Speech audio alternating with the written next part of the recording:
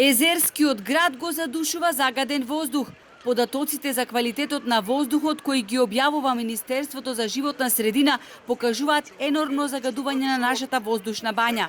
Континуирано во вечерните и раните утрински часови измерените вредности покажуваат многу високо ниво на канцерогени PM10 честички, чија концентрација е над 200 микрограми на метар кубен, а концентрацијата на уште поопасните PM2,5 честички достигнува до 150 микрограми на метар кубен.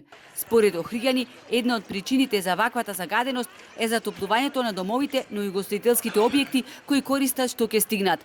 И од шпоретите, и од колите, и од градбите што се прават. Зградите, ја имам куќа пред мене е напрено, уби Боже. Зградите се најлошо. Најлошо нешто. Со дрвата појчеш парети, дрвата не се јафтини. Ама што е, чеклајте на дрвче и ќе се треси, ќе се завијат во тебе и ќе седи, ти јадење ќе направи. Тоа е. Урбаниве средини 80% на дрва се грејат сите.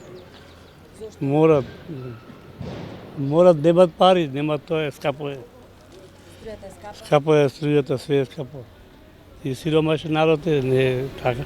Анализите кои годинава ги правеше Општинското одделение за заштита на животна средина се шокантни и загрижувачки.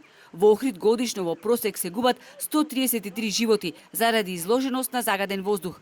Стапките на смртни случаи и хоспитализации заради респираторни болести во периодот од 2019 до 2021 се повисоки од националниот просек. Сообраќајот и ложиштата со цврсто и течно гориво предизвикуваат најголемо загадување, посебно во зима.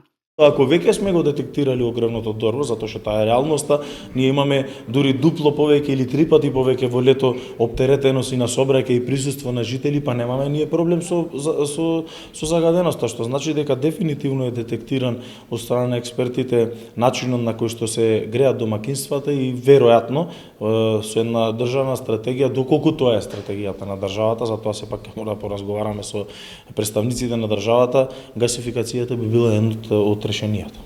Бидејќи Охрид во моментов нема услови за гасификација, општината изготви план за подобрување на квалитетот на воздухот. Покрај субвенционирањето на граѓаните за купување и поставување на клима уреди и сончеви колектори, се предлагаат и низа други алтернативни начини за загревање на домовите.